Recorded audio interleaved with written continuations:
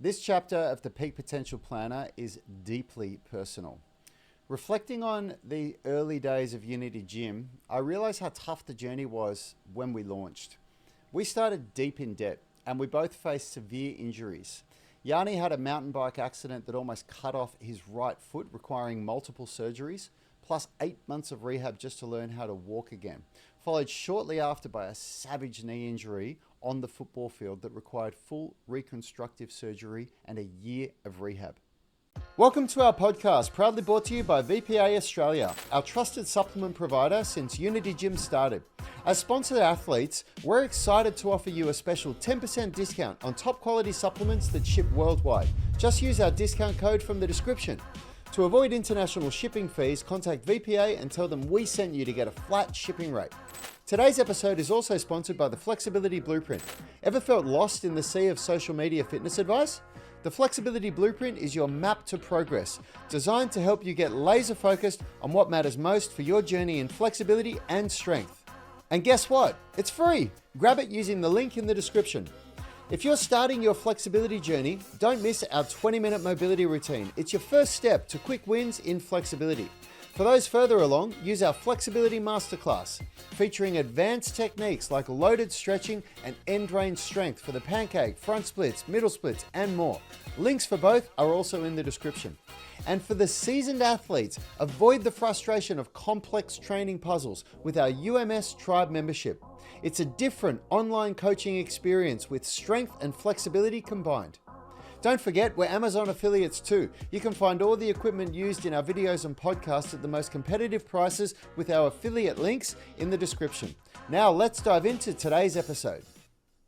Amidst all of that craziness and turmoil, I was expecting my first child, which was not something that we had planned for. And it was just wild how when you stack up all of the challenges, it was just one thing after another. First and foremost, the challenge of learning how to operate a brick and mortar business that costs so much money to keep the doors open. We just had no clue what we were doing when we first started. And throughout this podcast series, we've shared the different steps we had to take to get clear on our vision was step one. Then to really understand how to set goals that weren't just writing them down and hoping that the vision came to fruition. There's a clear path to reverse engineering those goals, adding some accountability, and then overcoming our dogmas and our ego and the thoughts, feelings, sensations, urges, emotions that don't serve you along the way, and having a strategy that we could implement every time those negative beliefs, negative thoughts surfaced again. These are all steps that were really important. The planning process, being able to align that vision with our core values, our beliefs, the things that are important to us in our life, and also our goals, and then our daily tasks, what we were doing on a day-to-day basis, this concept of lead and lag measures. If you missed that episode, go back and listen to that episode, understanding how important that planning process was.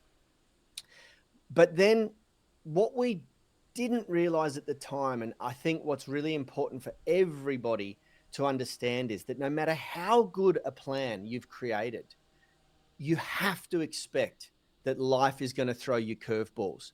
You have to be prepared for the challenges that are inevitably coming down the line. And it is each new stage that you get through, each new level up that you experience serves up new challenges. If you're attacking this from a weight loss perspective, the types of challenges that you have while you're trying to lose 20 pounds or 20 kilos is very different to the types of challenges you're going to face when you've only got 10 pounds to lose. These different stages in your journey will present problems that you can't anticipate at this stage. But what's important, and what we're going to talk about today, is that you need to be prepared for it. You need to expect that these challenges are coming, and you really need to not be tackling them on your own. You need to have a good support network. In the Peak Potential Planner, we actually show you how to build an inner circle of influence that is going to be there on the ready when you need it most. For us, there was just a non-stop series of challenges. In the first year that we opened the gym, I went through those injuries. You know, the first was a mountain bike riding accident, which was pretty brutal. I don't know if you remember that, Rad. You were there No, I don't riding with remember me, it clearly. it opened up my shin so badly. I needed a skin graft to repair after the 3 surgeries, the plastic surgery to reconnect the nerves and the tendons in the front of my leg.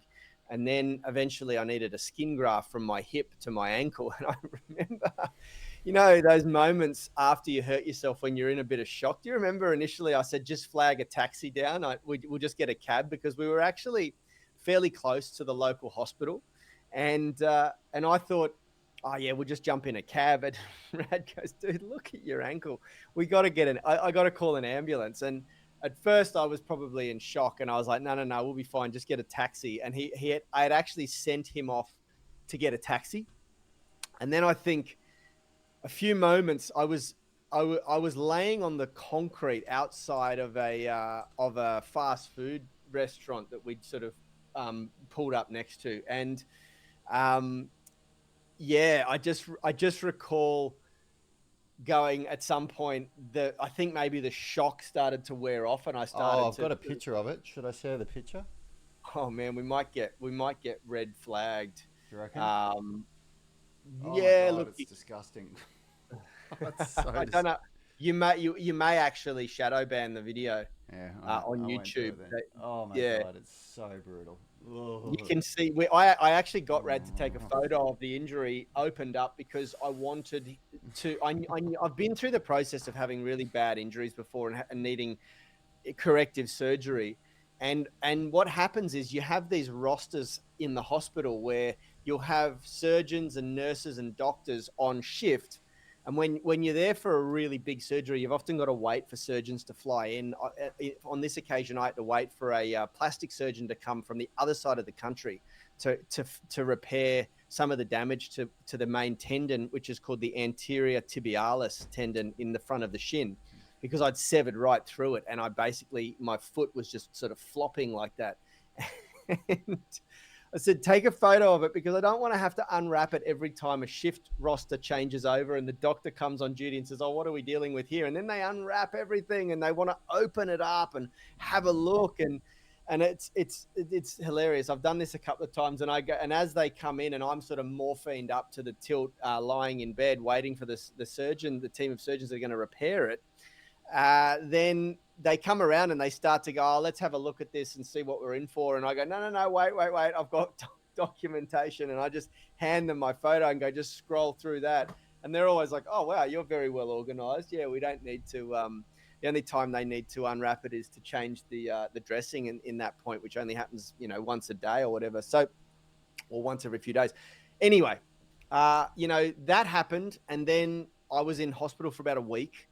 And then after that, it took about 8 months of daily rehab and physiotherapy that happened every 2 or 3 days at the hospital before I could even walk again. And then, bizarrely, almost on like it was 6 games into the season. So I at this time I was playing football, Division 3 soccer for Sydney University, and I I believe it was our 6th game into the season. I'd only just got up and running again, and gone through the rehab and everything. That I then had this knee injury where I went in for a tackle and someone ran into the side of my leg, and my leg got wedged between the grass and this guy's knee, and it just popped my knee out sideways, dislocation, which tore the ACL, my MCL, and really damaged the meniscal cartilage in the knee as well. And I couldn't believe it. I was like, oh my God. When I went back to the same hospital, everyone recognized me. They're like, oh, Yani, what's going on? You're back again. And I was like, yeah, I've done my knee. And everyone all the nurses and doctors just laughed at me. I felt like I was in, some state of rehab or surgery for like a 2-year period nonstop. And this was the first 2 years that we opened Unity Gym, and I was the managing director. What it did do, though, which was a blessing in disguise and a silver lining, was it enabled me to communicate with all of the clients that had come to the gym for me as the leading personal trainer to be able to say, listen, I'm out and you're going to need to train with our team and or my brother. And that actually, if you can, we teach people in the Peak Potential Planner to be able to turn every negative into a positive. The positive I turned that negative into was that I was able to actually take another step out of the operations of the business and work on the business instead of in the business. But, you know, that was only the very first step. What happened next was even more disastrous, really. We started to just find our feet, and it was just one thing after another that we had to deal with. We got hit with an enormous tax bill that we couldn't manage. We had a death in the family Hang on a a minute. few years Let's later. just clarify that. It was a $363,000 tax bill, and our business was running at a loss, which means We that was we were making less money in a month than we were spending, and by a long, we were living off credit. Like our business was surviving off credit cards. yeah, So it's not, we didn't just get hit with a tax bill. We got hit with and almost $500,000 tax bill. It was yeah, insane. And the accountant that we were using at the time advised us to liquidate. He said, yeah, you guys should close, liquidate, and declare bankruptcy. That's your only option. yeah.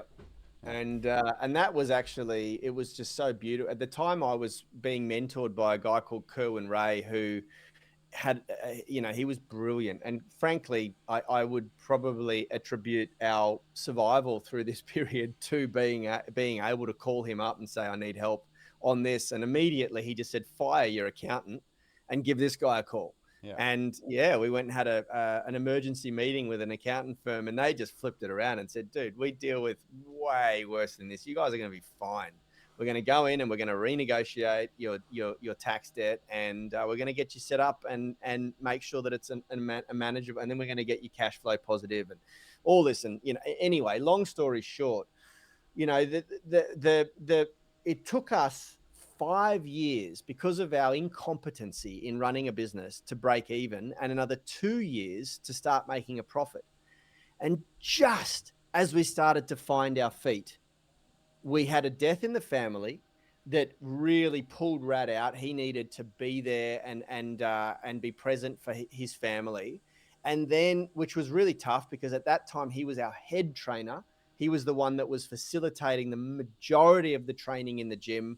He was teaching and mentoring our personal trainers. He was designing most of the programming along with Richard, and it was a really big hit, and it came at a point when we were just not in a position for him to say, sorry, dude, I'm out now. You need to lean on other people. I wasn't doing any of the training at that stage. I was just running the business. And then shortly after that, COVID hit, and we were forced to close the doors. And it was just like, wow. And then in that first year of COVID, shortly after the second lockdown, was when my relationship with my fiance fell apart and she left. And, yeah, it was just one thing after another. I just look back and go, my God, how did we ever survive? And I can tell you now, I can put my hand on my, excuse me, my hand on my heart and tell you now how we survived. And that was because we had an incredible support network around us. We had amazing family. I had my mentor, which was Kerwin, and my K2 tribe, which was our mastermind group of about the time 50 odd business owners who were all meeting regularly. We had a private group that we all chatted and things like that. And then we had our gym tribe. We had this amazing community of like-minded people all striving for the same or similar goals, who and a team of trainers and staff that were working with us, and I leaned on those people enormously throughout this period of time. And, at this point in the Peak Potential Planner, what we're teaching is to not try to go it alone, to anticipate the challenges that are coming. They're inevitable. They are coming. That's what life is all about.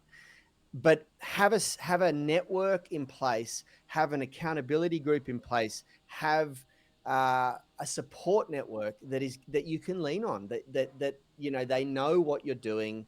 They hopefully they're actually doing the same thing themselves. And it was all of this that Rad and I went through that we modeled the UMS tribe membership around. I don't know if you remember Rad at the time, but when we first started selling an online business, selling an online series of products, we just sold the products.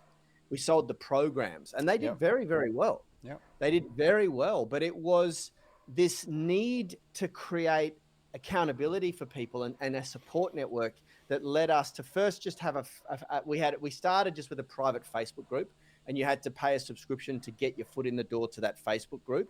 And we did these daily live streams to the Facebook group, and we would answer people's questions, and then people would communicate throughout that Facebook group. And then, of course, we took it one step further when we sold the gym and exited the gym after we just cracked the shits with the constant COVID lockdowns.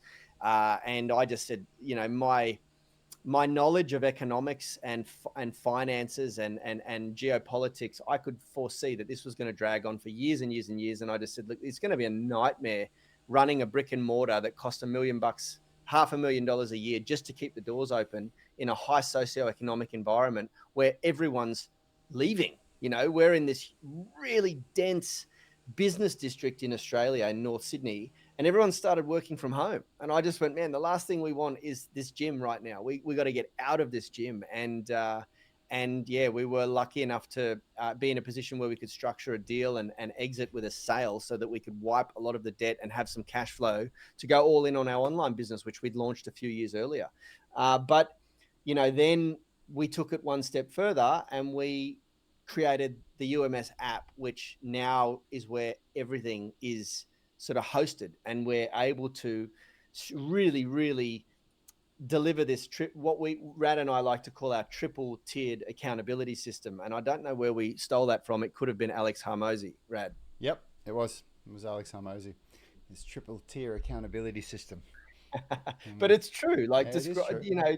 describe what that Well, means. the triple tier accountability system is first you've got within the UMS tribe membership, you've got expert coaching. So that's from people like Yani and I, who are experts in the field and can answer your questions and provide expert levels of coaching and programming. And then the second level is alumni accountability. So alumni accountability are people who have gone through the program before you and who can answer your questions because they've been down there with you. And then the third level of accountability is social accountability. So people just like you who are walking shoulder to shoulder with you and who are, there with you every step of the way. They're pursuing the same or similar goals, and they've started around the same or similar time. We're constantly bringing new people in, but there'll be people there that are at your level Yeah, at the that's the moment. point. You're always going to have access to experts like us. You're always going to have access to people that have been in there for years and who have been through it before you.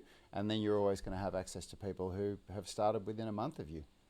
Yeah, and it's a very active community. Everyone is supporting each other, and how you can, if you're not ready to join the UMS tribe membership, what you need to do when you're working through this process is to, yeah, just anticipate the challenges are coming, and each challenge you won't have the answers for. Otherwise, it wouldn't be a challenge. You're going to need to lean on someone who's either walked the path before you or who's a paid professional who can show you the answer without you being completely knocked on your ass. The way this goes for someone who doesn't have this sort of structure or system in place is that every challenge knocks you so far back that it takes half a year to dust your shoulders off and have the courage to take another run at the mountain. What it looks like when you do have the accountability system in place is that you'll be confused or disillusioned or frustrated for a day or maybe 2 or 3 days before you realize, oh, wow, I can just post this in the community forum and see if someone else has dealt with this or overcome this same challenge before me. And it takes within 24 hours for you to get an answer, and then you're immediately back on your pursuit of your goal. I can't stress to you how important it is that you do set something like this up. And it could be as simple as, like, for me, when I first started lifting weights, I just teamed up with a buddy of mine who'd been doing it for a couple of years already. That's the alumni concept, you know. And he did know more than me. He knew enough to know that if I push that thing, it's going to work my chest, and if I pull that thing, it's going to work my lats, and if I lift that thing on that bench, it's going to work my biceps, and if I lay down and push it up, it's going to work my tricep. That's what he knew, you know. And that was enough to get me started. And for some of you, that's all you'll need to do to get started. You know, you just need to team up with someone who you can rely on as your accountability buddy. Share your goals, as we talk about, as that third step in the ultimate sort of goal setting process, and then check in with them regularly. Hey, how you going? You know, how are you going on your goal? What, yeah, how lean are you? How much weight have you lost? Or, you know, how much are you benching? Oh yeah, wow. Have you tried this exercise? That's how I busted through that plateau. You know, like it's so important that you understand this step, because if you face the challenges alone, the chances of succeeding are very, very slim.